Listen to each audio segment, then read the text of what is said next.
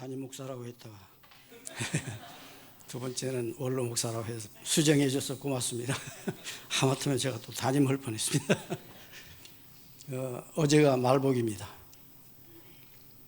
그런 의미에서 아주 재미있는 한 컷짜리 사진을 하나 올려봤습니다. 한 컷짜리 사진이 보면은 참 웃기죠. 얼마나 더웠는지 보세요. 실감나죠? 덥다. 그리고 불도 이글거리고 선풍기 앞에서 입을 얼마나 크게 벌렸는지, 저 하나님께 호소하는 부르짖는 그 모습인데 입이 찢어질 것 같죠? 하늘에 히터를 너무 뜨겁게 틀었다고 하나님께 조금 내려달라고, 죽겠다고 호소하는 거예요. 우리 한국말로 하나님 하면 입이 영 다물어져요.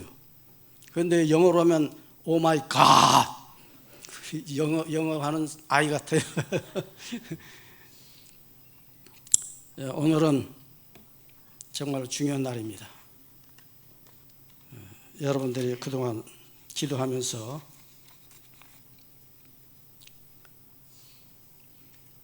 고대하던 여러분이 진짜 담임 목사님을 세울 수 있는 그런 날입니다. 그래서 공동회의가 있죠. 예배 직후에 그냥 공동회 합니다.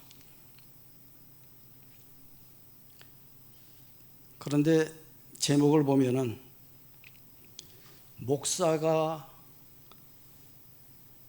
설교하기가 참 힘든 이 제목을 제가 올려놨습니다. 목사로서 목사를 잘 섬깁니다. 이 말은 정말로 하기 힘든 설교예요. 그런데 나는 이제 은퇴한 사람 아닙니까? 이제 나는 그만하면 되고 앞으로 오실 분은 잘 섬겨주셔야 한다는 그 의미에서 이런 어려운 제목을 올려놨어요.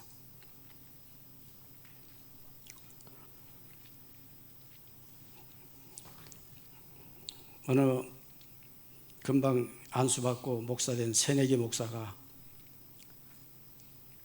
지난번 이 자리에 와서 설교했던 것처럼 딱 서서 말씀을 전합니다. 그런데 얼마나 긴장되어 있습니까? 첫 설교. 너무 긴장해가지고 요한복음 6장 9절서부터 11절에 있는 말씀을 놓고 설교를 하는데, 그 오병이어의 설교예요. 오병이어.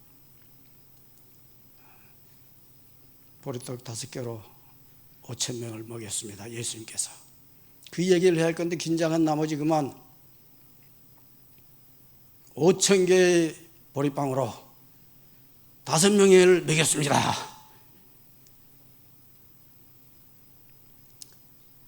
그러니까 이 앞에 좀 재치 있는 집사님이 앉아 계셨다가 그런 기적은 나도 할 수 있겠습니다. 교인들 지금처럼 킥킥 웃었어요.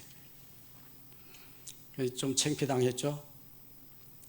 이제 2부 예배 시간에 가서 내가 1부 예배 시간에 실수를 했습니다. 오병이어 설교를 하면서 5,000명을 보리빵 5개로 먹였다는 말을 해야 할 건데 반대로 얘기했습니다. 예수님은 보리빵 5개로 5,000명을 먹였습니다.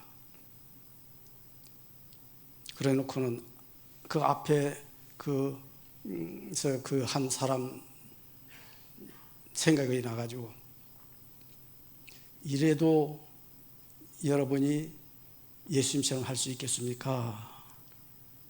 그 재치 있는 장로님 한 분이 할 수 있죠.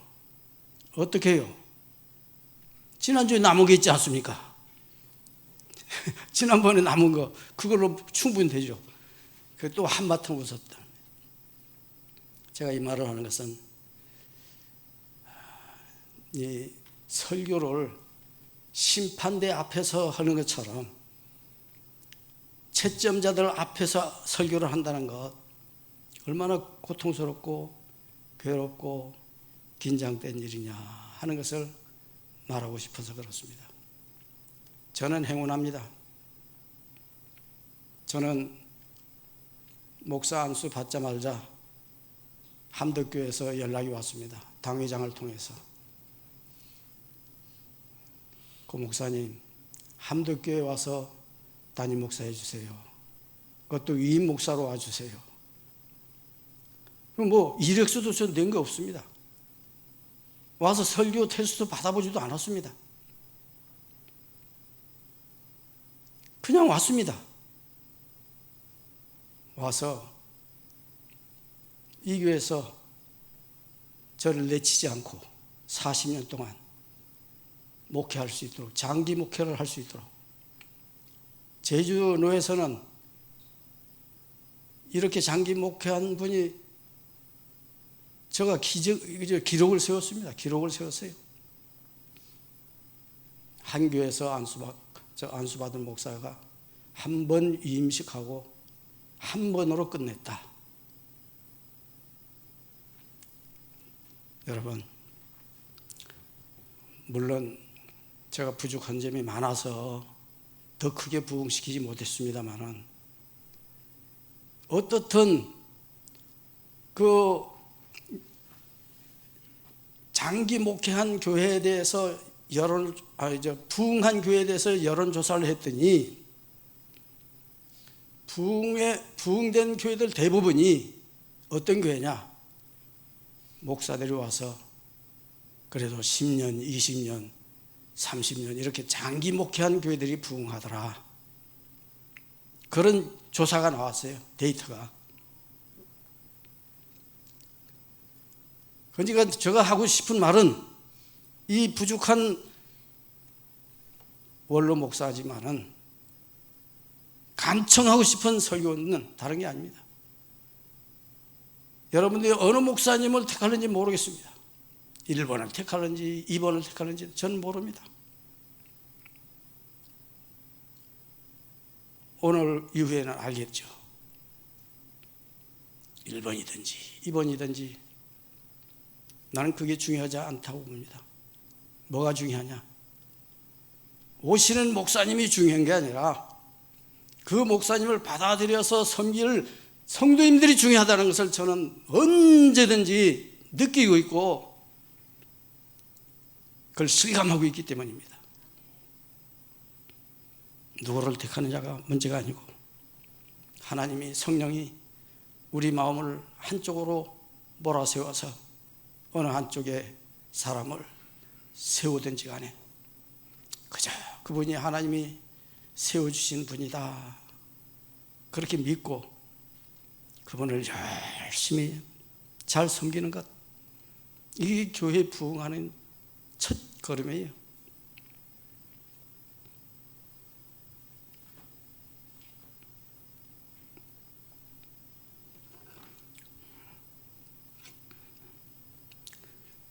오늘 잘 섬기는 것이 뭡니까? 목사님 잘 섬기는 것. 존경해야죠. 존경심이 있어야 합니다. 디모데전서 5장 17절 잘 다스리는 장로들을 배나 존경할 줄로 알되 말씀과 가르침에 수고하는 이들에게는 더욱 그러할 것이니라. 과거에 초대교회 때는요 목사라는 직함이 없었습니다. 다 장로예요. 장로입니다. 장로. 그런데 현재는 목사라고 하죠. 장로님이 계시고 또 목사가 계시고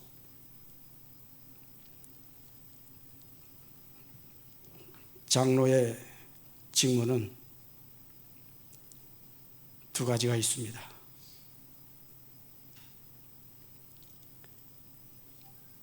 잘 다스리는 것과 잘 가르치는 것, 이 두 가지예요. 다스리고 가르치고. 장로님들은 다스리는 데 치중을 하고 있고, 목사는 다스리기도 하고 또 가르치기도 하는 그 직책을 갖고 있는 분이 목사예요. 그렇기 때문에 더 존경하라고 했잖아요. 더 존경하라. 그것도 더도 아니고 이제 배나 존경하라고 했어요. 배나 존경하라.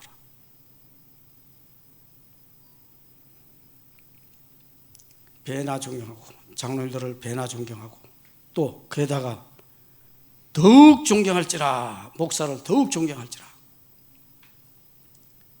이 무슨 말이냐면은 도가 지나치다 할 정도로 존경하라는 거예요.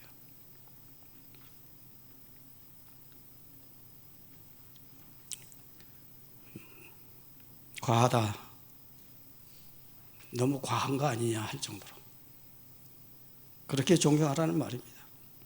왜 존경해야 할까요?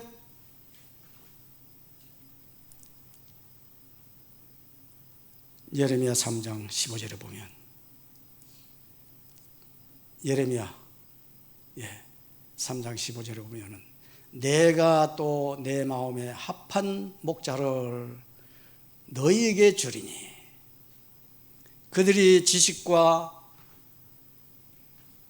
명철로 너희를 양육하리라. 보세요. 목사가 어떤 분이래요? 하나님 마음에 합한 자를, 내 마음에 합한 목자를 보내줬다고 했습니다. 하나님 마음에 합한 자이기 때문입니다. 여러분 앞에 와서 앞으로 설교하실 분은 1번이 오실는지 2번이 오실는지 그 어느 분이 오실는지 모르지만은 하나님 마음에 합한 자다. 왜? 하나님 마음에 합하지 않으면 이 자리에 보내주지 않아요. 목사시키지도 않았습니다. 벌써 세상 다른 길로 빠져서 다른 일을 하고 있었을 거예요. 하나님이 합한 자, 하나님 마음에 합해서 그를 택했고, 그를 신학 공부하게 하고, 그를 목사 한 수밖에 하고, 그를 또 뽑히게 하고, 그를 보내준 거죠. 그렇기 때문에 하나님 마음에 합한 자를 우리는 존경하지 않을 수가 없습니다. 두 번째는 우리를 양육할 자이기 때문입니다.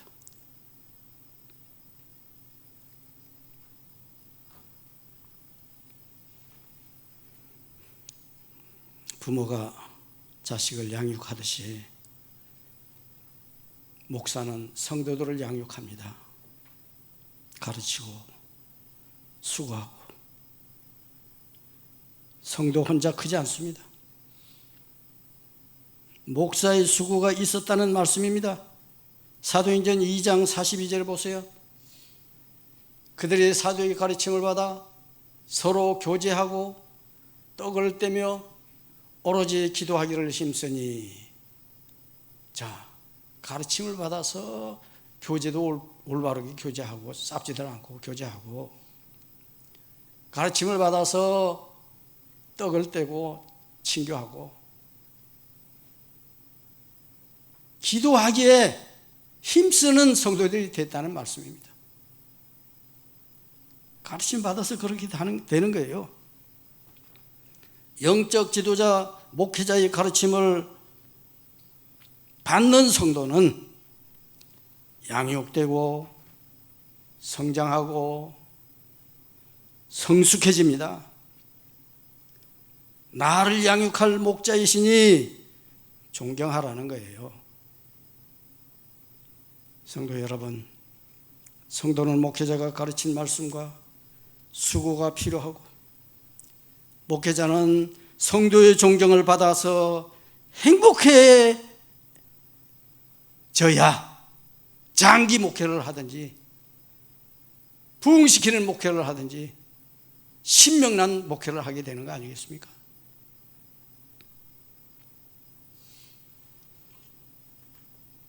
그 누구보다도 더 존경하시기 바랍니다. 앞으로 오실 목사님에 대해서. 목회자를 사랑 안에서 가장 귀히 여겨야 합니다.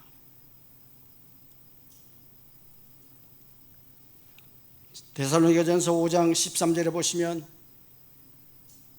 그들이 역사로 말미암아 사랑 안에서 가장 귀히 여기며 너희끼리 화목하라. 그의 역사로 말미암아 그들이 와서 여러분들을 위해서 일쓰고 애쓰고 힘쓰고 노력하고 기도하고 눈물 콧물 흘리면서 기도하고 그렇게 살아갈 때 그가 힘쓰는 그 애씀으로 인해서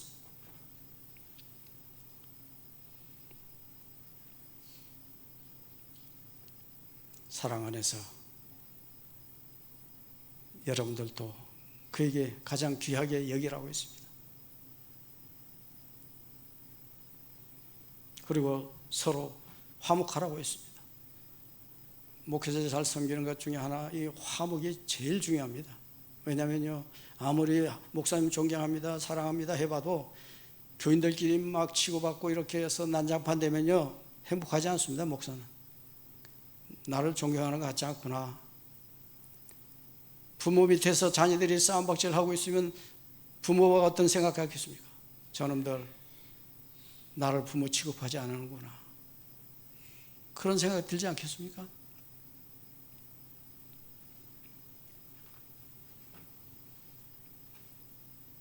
목회자를 가장 귀히 여기라고 했습니다.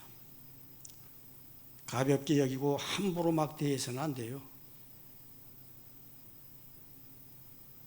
계시록 2장 1절에 가서 보면은 예수님이 오른손에 뭘 잡았다고 했습니까? 내가 본 것은 내 오른손에 7별의 비밀과 또 7금혓대라. 7별은 뭐라고 했습니까? 7별은 7교회의 사자요, 목사를 말하는 것입니다. 7촛대는 7교회니라. 7별을 쥐고 계신 예수님의 손에 쥐고 있는 그분이 사자입니다. 여러분 앞에 보내줄 사자예요. 예수님이 붙들고 있는 분이에요. 오른손에 7별이 있다고 했지 않습니까? 예수님 오른손에. 7별은 7교회의 사자예요. 예수님은 오른손에 있는 7별을 붙잡고 7금혓대 사이를 거니시는데, 그런 분을 받아놓고 그런 분을 모셔놓고 별처럼 생각하지 않고 쓰레기처럼 생각하고 그렇게 생각하면 되겠습니까?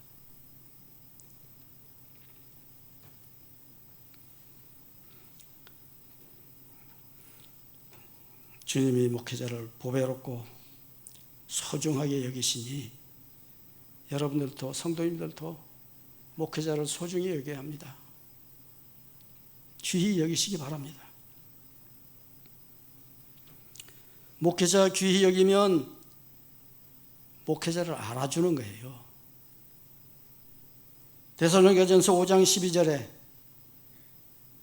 형제들아, 우리가 너희에게 구하노니 너희 가운데서 수고하고 주 안에서 너희를 다스리며 권하는 자를 너희가 알고, 너희가 알아야 한다고 했습니다. 여기에 알아야 한다는 말을 쓰고 있어요. 알아주라는 말씀입니다. 알아줘라. 그의 수고를, 그의 노고를, 그의 애씀을, 그의 기도를, 그의 울부짖음을 제발 좀 알아주어라.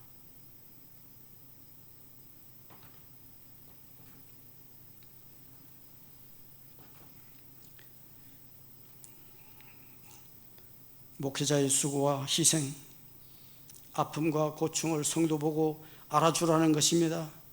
알아주면 어떻게 됩니까? 목사도 위로받는 거죠.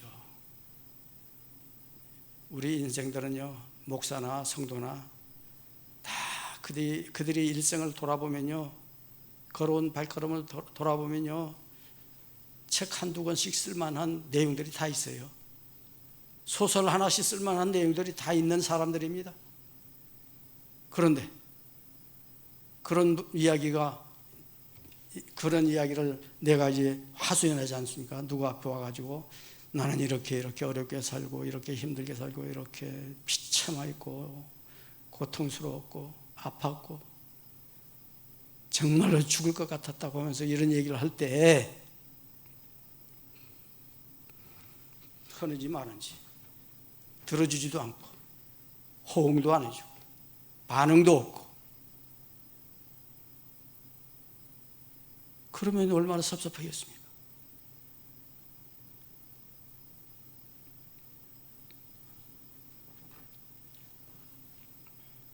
소설 같은 인생을 알아주면 큰 위로가 되는 거예요. 못 먹었던 이야기, 못 입었던 이야기, 고생했던 이야기, 참고 살아온 세월, 내 안에 서름과 한으로 남아있는 것들을 누군가 알아주면 얼마나 좋겠습니까?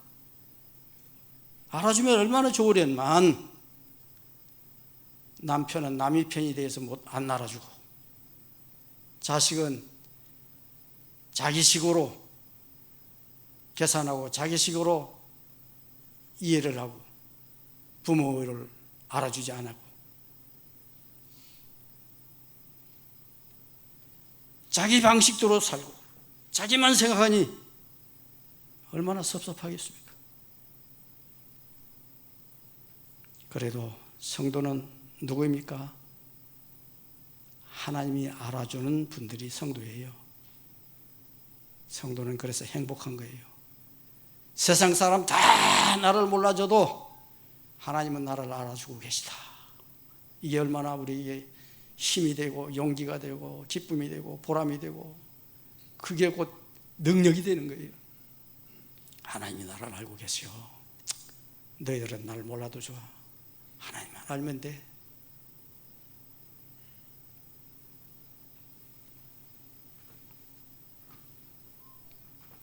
또 누가 알고 있습니까? 본인이 알고 있잖아요. 본인이 본인을 너무 잘 알고 있잖아요. 어떤 형편에 처했는지, 어떤 삶을 살고 있는지, 어떻게 살아왔는지 그 누구보다도 더 잘 알고 있잖아요. 내가 나를 알아주고 위로하고 대접하고 사랑하면 되는 거예요. 게다가 남의 아픔과 남의 고통과 남의 서름도 알아줄 수 있으면 그 남이 얼마나 행복하겠습니까? 여러분 앞에 서서 말씀을 전하는 목사님이 오셔가지고 아쉬운 소리, 힘든 이야기, 고통스러운 이야기를 토로할 때 거기에 여러분들이 알아주시고, 그래 우리가 좀 더 알아줘야지.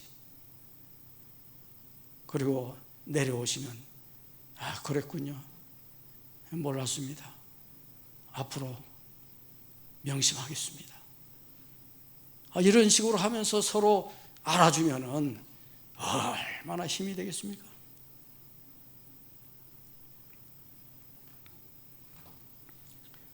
목회자는 영적 어른이고 지도자지만은 여러분 아셔야 합니다. 목회자도 사람이에요.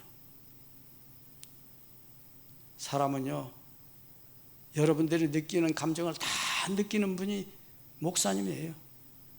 배고프면 배고픔도 알고, 더우면 더위도 알고, 추우면 추위도 알고, 고통스러우면 고통도 압니다. 똑같아요.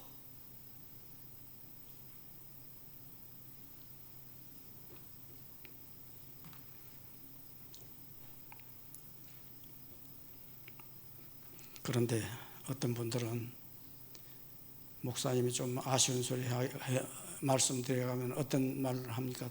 뒤에서 나중에 에휴, 목사 거지 근성이 있어가지고. 그렇습니다. 목사 거지 근성이 있어요. 저도 거지 근성 가지고 40년, 46년 목회했습니다. 구약에 보면 제사장들이나 하나님의 종들이 거지 근성으로 살았어요.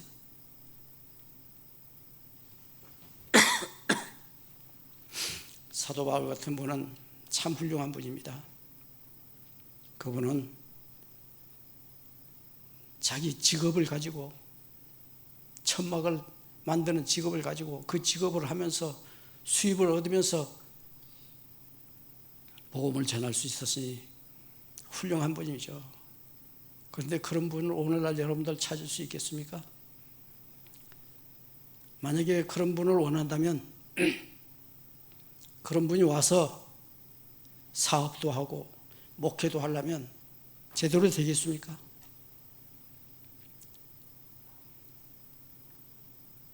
사도 바울 같은 분은 특별한 분이에요. 그분은 사업을 하면서도 사업 위주로 하는 것이 아니고 사실은 복음 위주로 살았어요.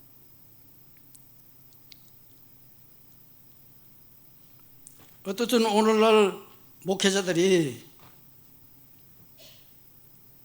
농사 짓지 않지 않는 거예요. 농사 짓고 또 목회하고 그런 목사님들이 혹 간혹 있긴 있을 거예요. 가수원하고 하면서 목회하는 분도 있긴 있어요. 그러나 그러면은 일이 둘로 나눠지지 않습니까?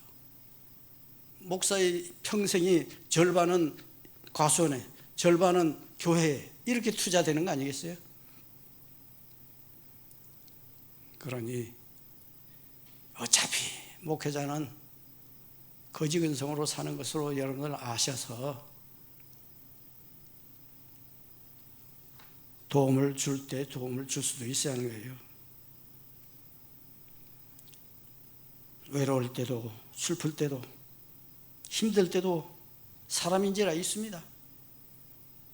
경제적 어려울 때도 있어요. 기도와 말씀에 힘에 지나도록 힘쓰고 노력하고 최선을 다해서 진이 빠질 때 번아웃 되는 그런 경우도 있어요. 이럴 때 목사님이 마음을 알아주고 말로도 알아주고 기도로도 위로해주고 그렇게 하면 얼마나 좋습니까? 우리 장로님들이 목회자들 대해주듯이 우리 권사님들이 목회자들을 대해주듯이 우리 모든 성도님들이 그렇게 열심히 도와주고 세워주고 힘 보태주고 용기 주고 그렇게 해야 할 줄 압니다. 이럴 때 목사님이 마음을 알아주고 말로도 알아주고 기도로도 해주고 그러면 얼마나 목사님이 행복하겠습니까? 목회자 귀히 얘기하는 것은요, 목회자의 모든 것에 좋은 것을 함께 하는 거예요. 좋은 것을 함께 하는 것. 성경에 나와 있어요. 갈라디아서 6장 6절. 가르침 받는 자는 말씀을 가르치는 자와 모든 좋은 것을 함께 하라. 좋은 거 있으면 혼자 누리려고만 하지 마시고 목회자가 좀 나눠요. 좋은 거. 땅의 모든 것을 가지고 함께 하라는 말씀이에요. 여러분이 땅의 모든 것, 소득을 이야기하는 것입니다. 소득이 생기면 11조도 물론 드리죠. 감사헌금도 하고요. 주일헌금도 하고 때로는 목사님 어디 휴가 간다. 어디 무슨 모임에 간다. 그럴 때 여러분들이 조금 정성을 거기다가 쏟아부어주면 얼마나 행복하게 잘 다녀올 수 있겠습니까?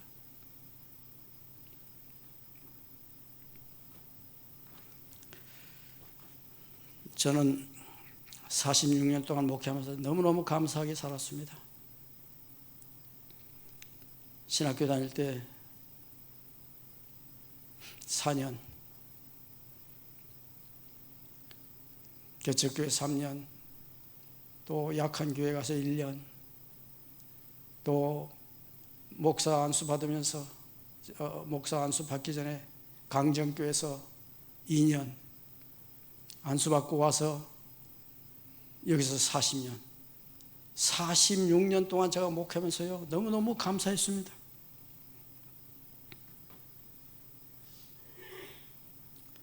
기도해 주시고 밥도 사주고 어떤 때는 옷도 사주고요, 어떤 때는 용돈도 주시고 존경도 주시셨으니 얼마나 행복하지 않을 수가 있겠습니까? 너무너무 행복하게 잘 지냈습니다. 그래서 장기 목회를 할 수 있었습니다.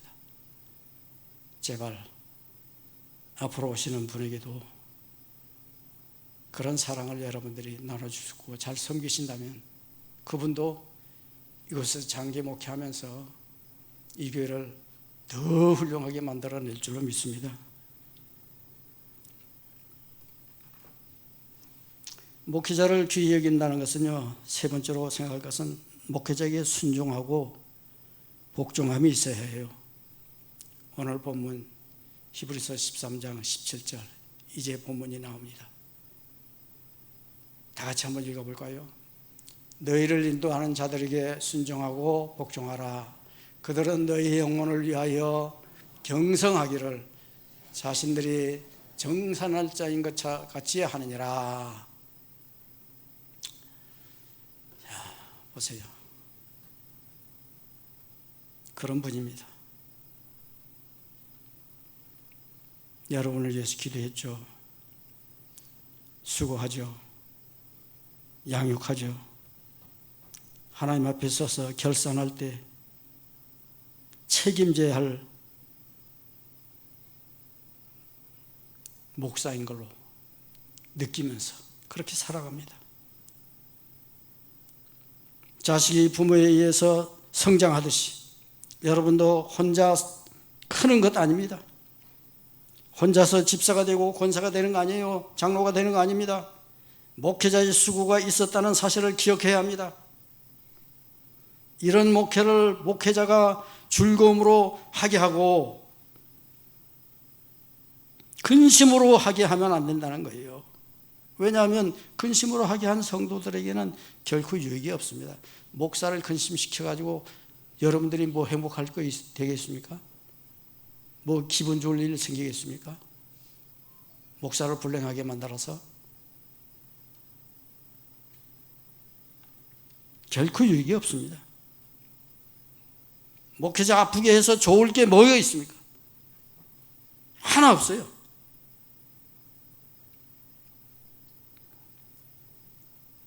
엘리 제사장 생각해 보세요. 엘리 제사장이 그렇게 훌륭한 분은 아니에요.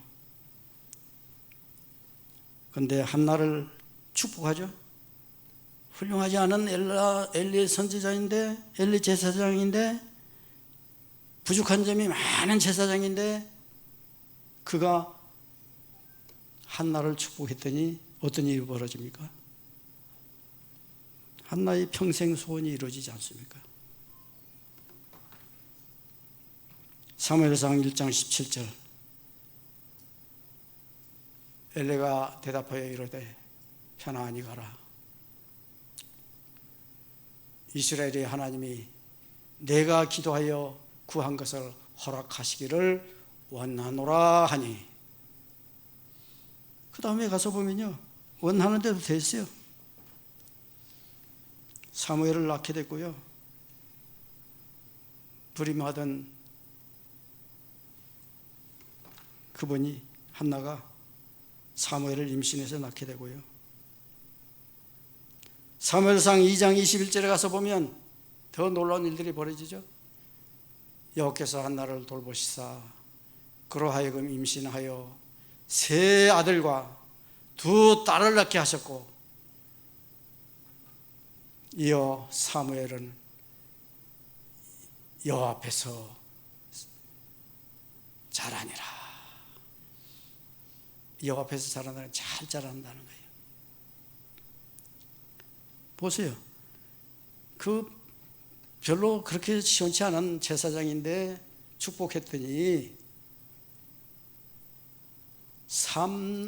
삼남이녀 축복받습니다.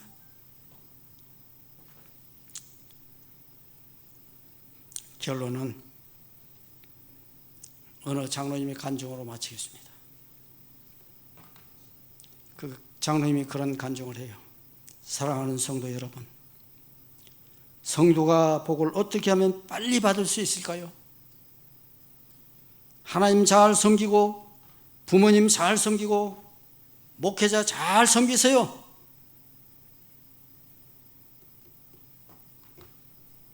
과하다 싶을 정도로 목회자를 존귀하게 여기고 가장 귀히 여기면서 알아주고 이 땅에 좋은 것으로 목회자와 함께하며 순종하고 복종함으로 잘 섬기시기를 바랍니다. 이게 목회자 잘 섬기는 것이고 내가 복받는 길이었습니다. 그렇게 고백했어요. 그렇게 간증했어요. 목회자는 누구입니까? 성도의 섬김과 존경을 받고 사는 자가 목회자입니다. 기도와 사랑을 받고 목회를 해요. 성도는 누구입니까? 목회자의 다스림과 가르침 받고 축복받아서 행복한 신앙생활을 하는 그런 자로서, 그런 믿음의 성도로서 힘 있는 교회를 만들어가고 하나님 나라를 성장시켜가는데 도구들이 성도들 아닙니까?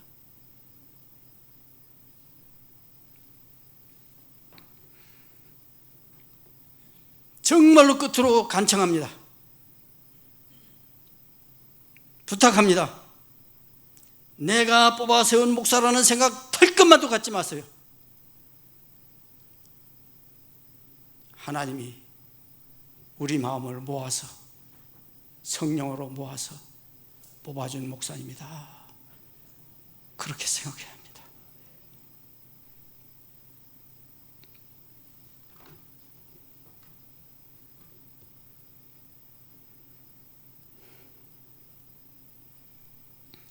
그렇게 겸손한 마음으로 섬기시길 바랍니다. 우리 모두 하나님이 선하시고 큰 일꾼 되어서 목회자의 귀한 동역자가 우리 함께 모든 성도님들이 다 되시기 바랍니다. 기도하겠습니다. 하나님 아버지, 세상이 혼란하고 여러 가지 세상 가치가 흔들리는 시대 속에서 진리 위에 굳게 서는 목회자를 보내주실 줄로 믿습니다. 오실 목사님은 순간의 인기보다 주님의 뜻을 선택하게 하여 주시고 영적인 분별력으로 교회를 이끌게 하여 주시옵소서. 어떤 어려움 앞에서도 흔들림 없이 말씀을 붙잡게 하시옵시고 하나님이 보내주신 목사님을 온 성도들 또한 진정으로 잘 섬기는 우리 모두가 되게 하여 주시옵소서. 이 모든 말씀 우리를 권하신 예수님 이름으로 기도합니다. 아멘.